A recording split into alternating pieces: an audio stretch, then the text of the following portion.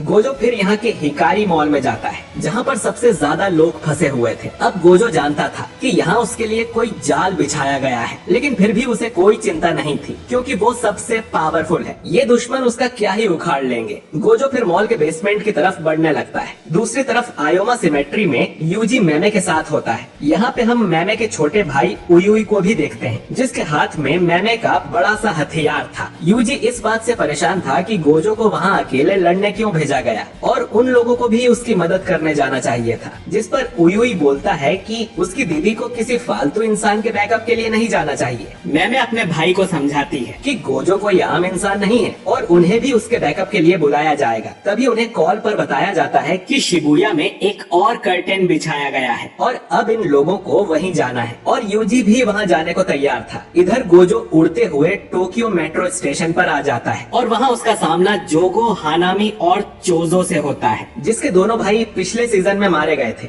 Gojo जोगो से कहता है कि पिछली बार की तरह हारने पर बहाना बना के भाग मत जाना, जिस पर जोगो बोलता है कि बहाने की जरूरत तो अब तुम्हें पड़ने वाली है। इधर यूजी और मैमे को एक मैनेजर बताती है कि गोजो के एंटर करने के बाद उस प्लेटफॉर्म पर एक और कर्टेन बिछाया गया है जो कि बाकी सॉर्सरर को अंदर जाने से रोकता है। जिस भी कर्स यूजर ने इस कर्टेन को बनाया है वो इन दोनों के बीच में ही होगा जिससे कर्टेन की मजबूती बनी रहे। साथ ही इन कर्टेन्स के बीच में ढेर सारे ट्रांसफिगर्ड इंसान भी हैं, जो सुनते ही यूजी समझ जाता है कि माहितो भी यहीं पर है जिसने उसके दोस्त जुनपी को मारा था। इसके बाद मैमे 2 क्रोज को स्टेशन के अंदर भेजती है इन्फॉर्मेशन के लिए और फिर यूजी को स्टेशन का मैप बताते हुए कहती है कि स्टेशन पर टोटल 5 लेवल्स हैं। ट्रांसफिगर्ड इंसान लेवल B4 पर हैं, जो कि नॉर्मल इंसानों पर अटैक कर रहे हैं ताकि वो भी भागकर लेवल B5 पर चले जाएं और उसके क्रोज लेवल B2 पर जाते ही मारे गए। तो वो कर्स स्पिरिट जिसने कर्टेन बनाया है वो जरूर यहीं पर होगा। वो यूजी से पूछती है कि वो ट्रांसफिगर्ड इंसानों को मारना चाहता है या उस कर्स माहितो को, और जहाँ तक वो यूजी को जानती है वो माहितो को ही चुनेगा। अब मैमे और उयुई B4 की तरफ जाने लगते हैं ताकि वहाँ के इंसानों को ट्रांसफिगर्ड ह्यूमन से बचाया जा सके और यूजी B2 की तरफ जाने लगता है माहितो को खोजकर मारने के लिए। और जब ये लोग वापस मिलेंगे तब शायद कर्टेन टूट चुका होगा और आम लोग आजाद हो जाएंगे और इन्हें ये भी पता चल जाएगा कि उनका दुश्मन लेवल 5 पर क्या खिचड़ी पका रहा है। यूजी कहता है कि ऐसा ही होगा क्योंकि वो इस बार नहीं हारेगा। जब यूजी नीचे B2 पर पहुंचता है तो वहाँ उसे एक ग्रास हॉपर यानी टिड्ढा कर्स दिखाई देता है जो कि एक इंसान के सिर को खा रहा था। ये देख यूजी को गुस्सा आ जाता है। टिड्ढा समझ जाता है कि यूजी एक सॉर्सरर है और कहता है कि मैं स्मार्ट यानी चतुर हूँ।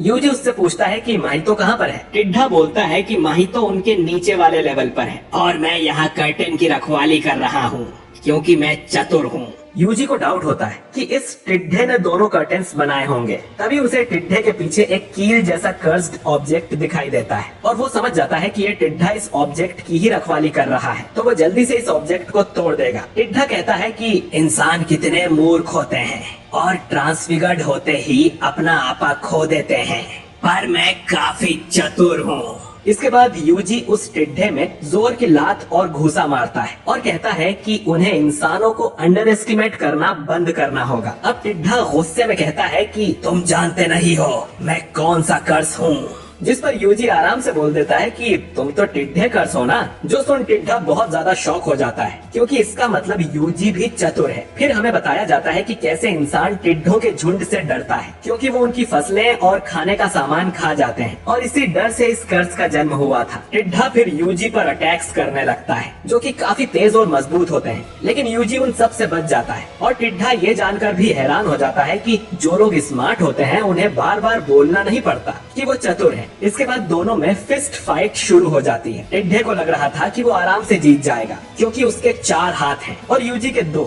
लेकिन यूजी उस पर भारी पड़ने लगता है और टिड्ढे की हालत खराब हो जाती है। अब यूजी आखिरी अटैक करने जाता है, लेकिन टिड्ढा ज्यादा चतुर था और वो अपनी नुकीली पूंछ को आगे कर देता है, पर यूजी मुक्का मार के उसे तोड़ देता है और कहता है कि उसने इंसानों को खाया है जिसके लिए उसे सिर्फ मौत की सजा मिलेगी। फिर यूजी उस टिड्ढे को भी मार देता है और उस कर्स्ड ऑब्जेक्ट को भी तोड़ देता है जिससे बाहर वाला कर्टेन खत्म हो जाता है। इधर मैमे ने भी B4 पर सारे ट्रांसफिगर्ड ह्यूमंस को मार दिया था। मैमे बोलती है कि उन्हें यहीं रुककर यूजी के आने का वेट करना चाहिए। फिर मिलकर B5 पर जाएंगे। इधर माहितो को भी पता चल जाता है कि टिड्ढा कर्स मारा जा चुका है। उसे जरूर किसी पावरफुल सॉर्सरर ने मारा होगा। माहितो भी उससे लड़ना चाहता है, लेकिन उसे प्लान के हिसाब से चलना होगा और माहितो भी अब गोजो की तरफ जाने लगता है। इधर यूजी और मैमे भी भागकर लेवल B5 की ओर जाने लगते हैं। मैमे यूजी की तारीफ करते हुए कहती है कि उसने बिना किसी टेक्निक के बड़ी आसानी से उस कर्स को मार दिया। वो ऑलरेडी एक फर्स्ट ग्रेड जितना पावरफुल है। जिस पे यूजी कहता है कि वो कर्स माहितो नहीं था। जब ये B5 स्टेशन पर पहुंचते हैं तो वो इन्हें पूरा खाली मिलता है। शायद इन्होंने काफी देर कर दी थी। यहाँ सिर्फ एक लड़की बैठी हुई थी, जिससे यूजी पूछने जाता है कि बाकी लोग कहाँ हैं? लेकिन वो लड़की काफी ज्यादा शॉक में थी। इसके बाद हम वापस गोजो की फाइट पर आते हैं। हानामी अपनी टहनियों से स्टेशन के सारे रास्ते बंद कर देता है, जो देख गोजो बोलता है कि इसकी जरूरत नहीं थी, वो भागने वाला नहीं है और अगर मैं भागा तो तुम यहाँ के सारे इंसानों को मार दोगे। यही प्लान है ना तुम्हारा? जिस पर जोगो कहता है कि वो भागे या नहीं, इन सब लोगों को तो वो फिर भी मारेंगे। इतना कहकर ये आम लोगों को ट्रेन की पटरी पर खींच लेते हैं। गोजो लोगों को उससे दूर रहने को कहता है। तो असल में हानामी ने रास्ते इसलिए बंद किए थे ताकि आम लोग गोजो के ज्यादा करीब रह सके। अब हमें फ्लैशबैक दिखाया जाता है, जिसमें गेतो इन्हें बताता है कि गोजो तभी सबसे ज्यादा पावरफुल होता है जब वो अकेला हो। अगर उसके पास ढेर सारे इंसान होंगे तो वो कोई भी अटैक नहीं कर पाएगा, क्योंकि इसमें वो इंसान भी मारे जाएंगे। अब जोगो गोजो की तरफ बढ़ने लगता है और रास्ते में वो कुछ इंसानों को जलाकर मार भी देता है। हानामी भी ऐसा ही करता है और चोजो अपनी ब्लड टेक्निक से गोजो पर अटैक करता है, लेकिन उसकी इन्फिनिटी की वजह से गोजो को कुछ नहीं होता। इसके बाद जोगो और हानामी मिलकर गोजो को पंच मारते हैं, लेकिन वो भी उसकी इन्फिनिटी की वजह से रुक जाते हैं। इसके बाद वो दोनों डोमेन एम्प्लीफिकेशन का यूज करते हैं, जो कि सामने वाले डोमेन को बंद करने के काम आती है, बिल्कुल मेकामारू की टेक्निक की तरह। अब इससे गोजो की इन्फिनिटी टूट रही थी, तो उसे वहाँ से हटना पड़ता है, जिससे दोनों आपस में टकरा जाते हैं। गोजो समझ जाता है कि ये लोग पूरी तैयारी से आए हैं और इस टेक्निक की वजह से उनके अटैक्स गोजो को हिट करेंगे।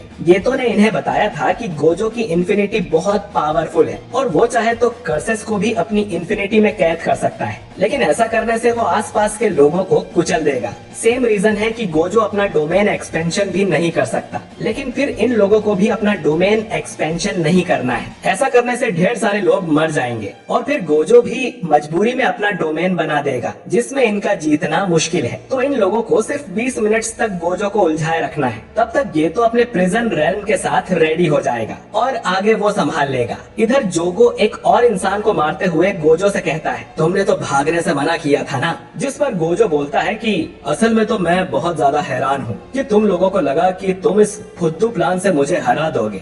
ये कहकर गोजो अपनी आंखों से पट्टी हटा देता है और ये एपिसोड यहीं पर खत्म हो जाता है।